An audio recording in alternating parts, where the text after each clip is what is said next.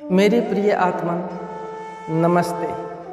कुछ ऐसी समस्याएं थी, कुछ ऐसी विवशताएं थी जिसके कारण मैं नया वीडियो बनाकर निरंतर आप लोगों के समक्ष उपस्थित नहीं हो पाया। इसके लिए मैं क्षमा प्रार्थी हूँ। आज मैं कई महीनों के बाद एक नया वीडियो लेकर आप लोगों के समक्ष उपस्थित हुआ हूँ। इस वीडियो में आपको मैं अपने द्वारा लिखा गया एक शोध ग्रंथ के संबंध में कुछ चर्चा करूँगा। इसलिए आप लोग इस चैनल पर निरंतर बने रहें।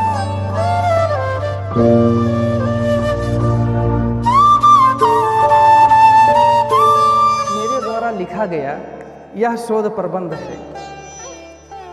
ये शोध प्रबंध है। इस शोध प्रबंध के प्रकाशक हैं अमर स्वामी प्रकाशन विभाग, गाजियाबाद। छपी हुई पुस्तक, ये पैकेट मेरे पास आया है। अब मैं इस पैकेट का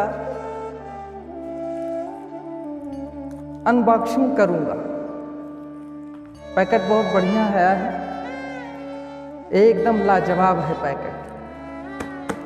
चारों तरफ से एकदम पैक है। तो मैं इस पैकेट का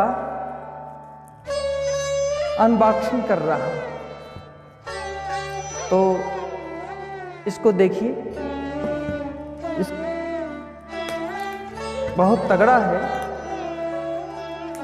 इसको खोलने में मुझे दिक्कत हो रही है। बहुत जबरदस्त पैकिंग हुई है। अमर स्वामी प्रकाशन विभाग, गाजियाबाद बहुत माना जाना प्रकाशक है और बहुत अच्छी पुस्तकों का प्रकाशन इस प्रकाशक के यहाँ से हुआ है।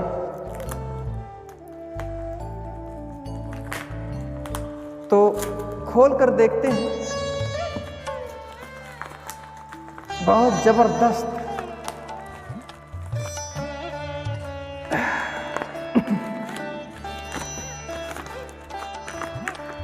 तो इसमें देखिए, इसमें एक पुस्तक और है। अच्छा, पहली बात, ये पुस्तक है। इसमें योगार्य भाष्य, बहुत पुरानी पुस्तक है। भाष्य करता है Shri Pandit Arya Muni ji, professor Sanskrit philosophy, DAV college, Lahore. बहुत ही पुरानी पुस्तक है ये। अब मैं इसको खोलता हूँ, देखता हूँ क्या है इसमें। बहुत पुरानी पुस्तक है। अब आउट ऑफ प्रिंट हो गई यह पुस्तक। ये देखिए पुस्तक अब आउट ऑफ प्रिंट हो गई। 150 रुपया कीमत। ये दाम बढ़ा करके प्रकाशक ने इस पर चढ़ाया है।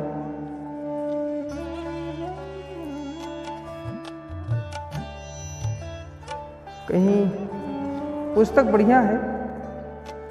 योग सूत्रों पर व्याख्या है। महर्षि पातंजलि कृत योग सूत्र की व्याख्या हिंदी भाषा में की गई है। ये पुस्तक बहुत ही अच्छी है, बहुत उपयोगी है। आर्य मुनि जी उच्च कोटि के विद्वान थे।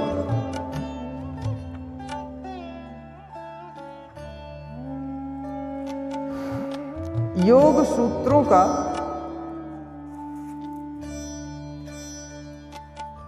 एक एक पद का अर्थ किया गया है। जैसे अथ योगानुशासनम, उसके बाद पदच्छेद है अथ योगानुशासनम, फिर पदार्थ अथ माने अब, योगानुशासनम योग शास्त्र का प्रारंभ किया जाता है। उसके बाद भाष्य है। बहुत ही अच्छे ढंग से इस पुस्तक में महर्षि पातंजलि के योग सूत्रों की व्याख्या की गई है। यह पुस्तक पठनीय है और अंत में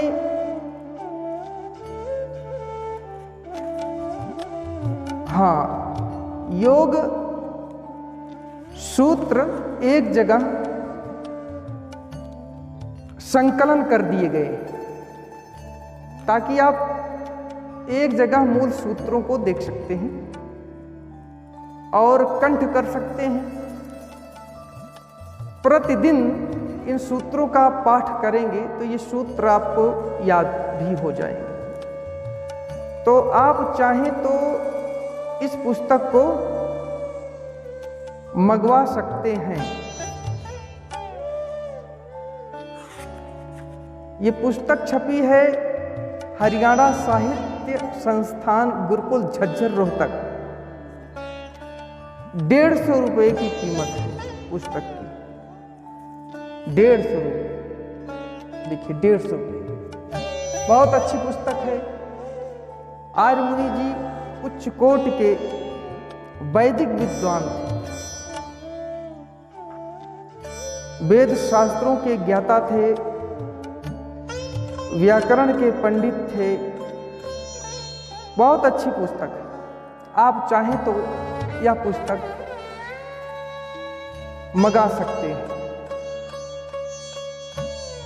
हरियाणा साहित्य संस्थान से। और यदि वहां से ना मंगाना चाहें तो अमर स्वामी प्रकाशन विभाग गाजियाबाद से मंगा सकते हैं ये पुस्तक। दूसरे उन्होंने पुस्तक सूची दिया है, ये वहाँ की पुस्तक सूची है। अमर स्वामी प्रकाशन विभाग गाजियाबाद से मंगा सकते हैं पुस्तक सूची।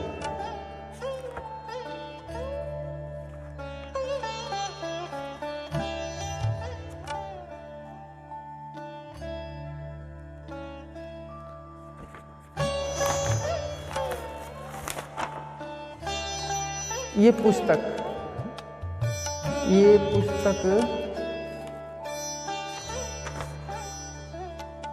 ये महर्षि दयानंद का दार्शनिक चिंतन 400 रुपया, योगार्थ भाष्य 150 रुपये, 550 रुपये पुस्तक हुई, 50 रुपया कंसेशन किया है, लेस किया है। डाक में इन्होंने नहीं लिया है। ये डाक पे नहीं दिया। तो जो दूसरी पुस्तक है इसको खोलने दिक्कत है मुझे, लेकिन खोल दिया। दूसरी पुस्तक है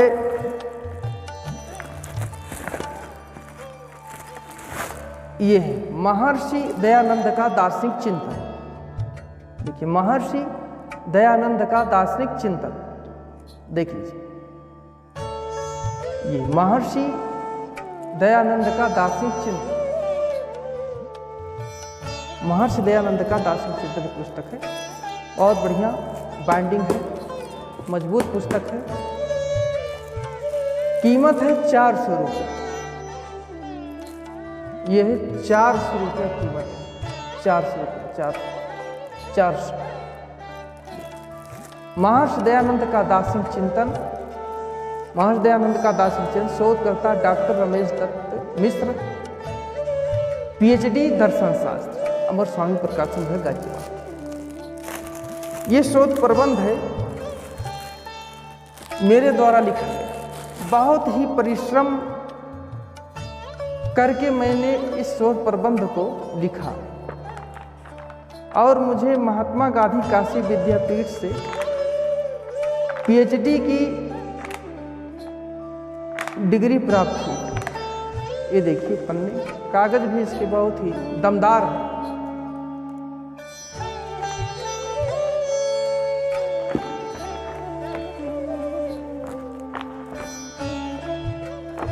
ये किताब दमदार है। तो इस पुस्तक में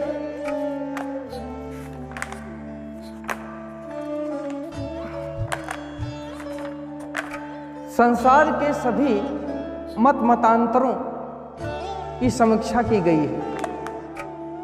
मैंने महर्षि दयानंद के सारे ग्रंथों का गंभीरता से अध्ययन किया, चिंतन किया, मनन किया, ध्यान किया, साधनाएं की। फिर इस शोध प्रबंध को मैंने लिखा, बहुत परिश्रम किया। और जब मैं शोध प्रबंध की रचना कर रहा था, मेरी आर्थिक स्थिति भी बहुत खराब थी, पारिवारिक स्थिति भी मेरी सही नहीं थी, कोई सहयोग नहीं मिल पा रहा। फिर भी ईश्वर की कृपा से मैं यह कार्य पूर्ण किया।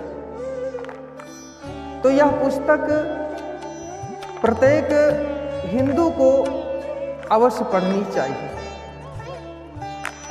तो विषय सूची क्या है? विषय सूची आप देखिए, विषय सूची इसमें ध्यान से देखिए। विषय सूची पुस्तक की विषय सूची। तो विषय सूची में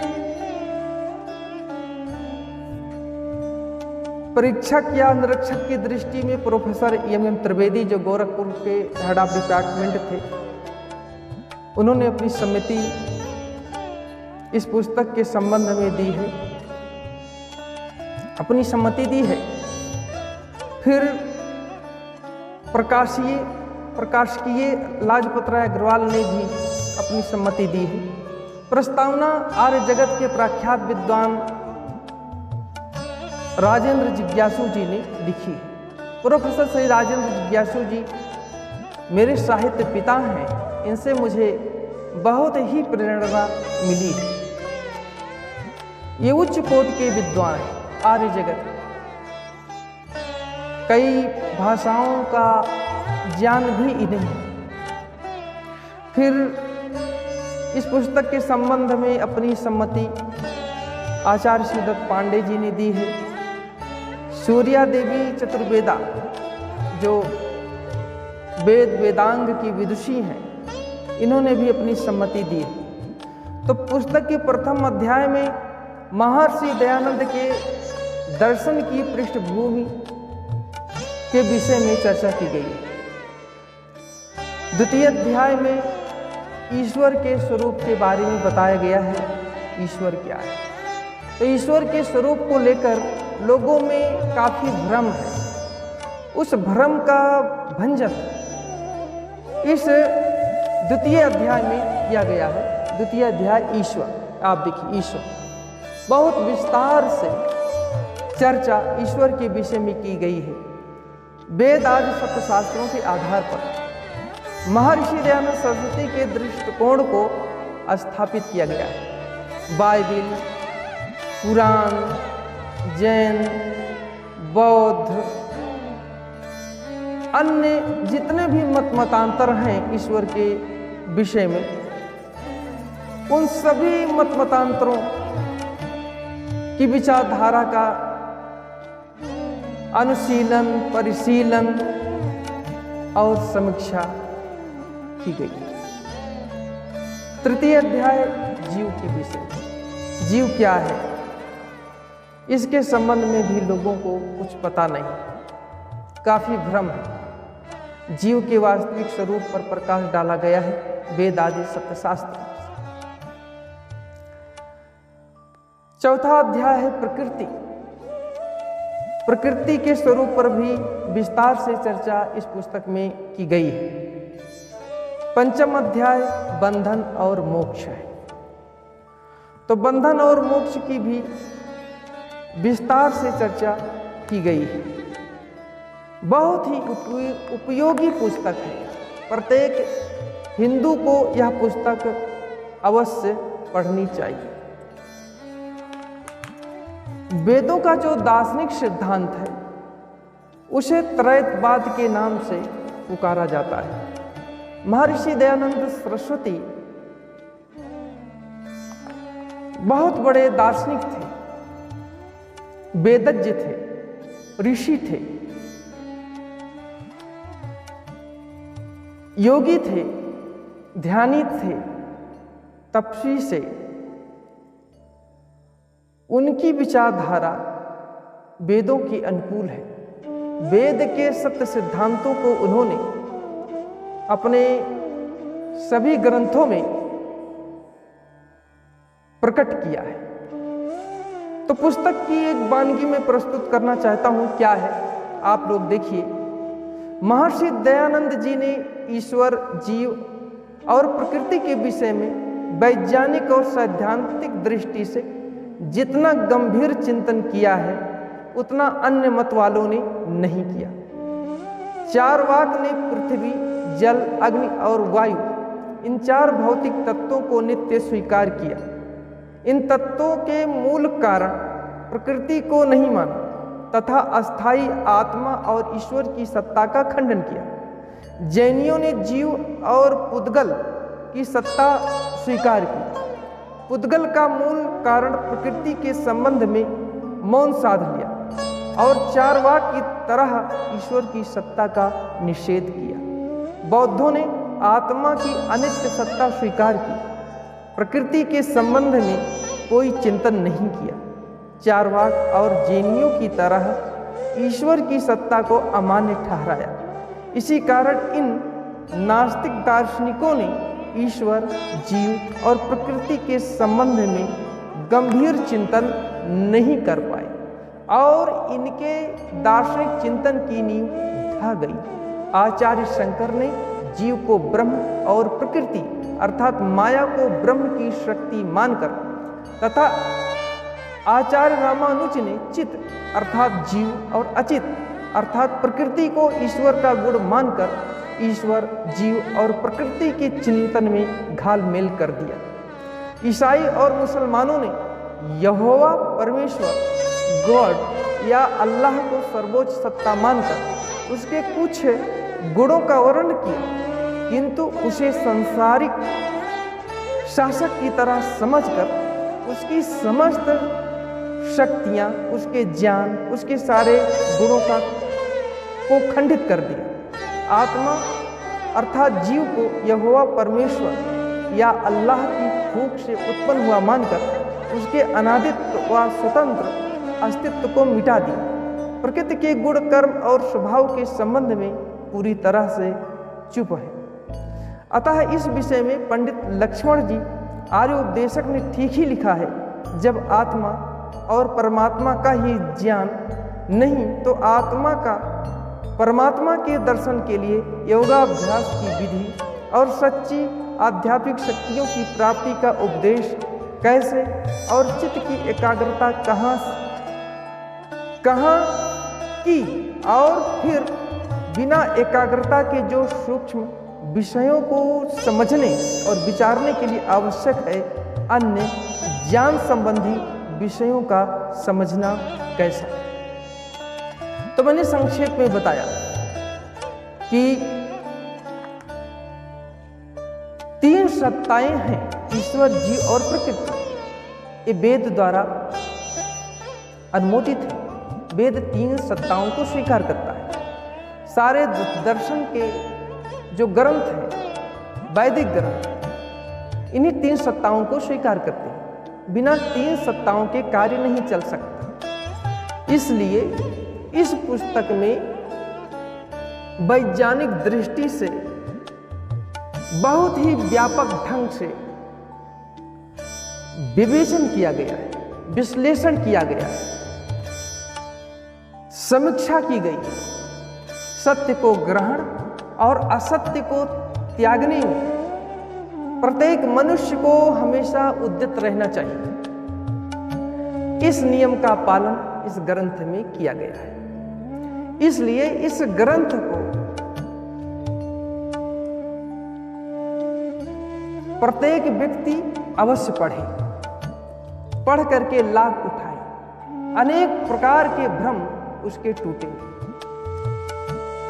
2007 में इस ग्रंथ पर मुझे पीएचडी की उपाधि प्राप्त हुई थी महात्मा गांधी काशी विश्वविद्यालय में। मेरे शोध ग्रंथ के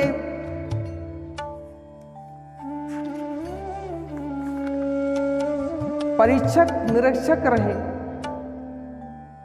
प्रोफेसर एस.एम. त्रिवेदी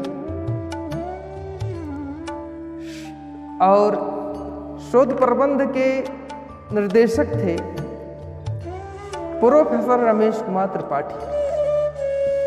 दुख की बात है कि आज हमारे गुरुदेव इस संसार में नहीं।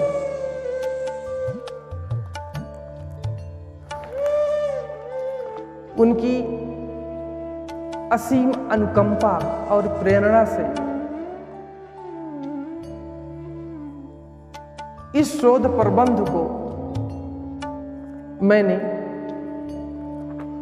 लिख पाया। इसलिए मैं हृदय से अपने गुरुदेव को शत शत नमन करता हूं और मैं आप लोगों से निवेदन करता हूं कि आप लोग इस ग्रंथ को एक बार अवश्य पढ़िए। यदि आप चाहें तो इस ग्रंथ को अमर स्वामी प्रकाशन विभाग गाजियाबाद देख लीजिए से मंगा सकते हैं। यदि वहां से आप मंगाना नहीं चाहते हैं तो मुझसे संपर्क करके आप यह ग्रंथ प्राप्त कर सकते हैं। उत्तम ग्रंथों का अध्ययन अवश्य करना चाहिए। उत्तम ग्रंथ मार्गदर्शक का काम करते हैं। उत्तम ग्रंथ हमारे मित्र हैं। जब हमारा कोई साथ नहीं देता, हमें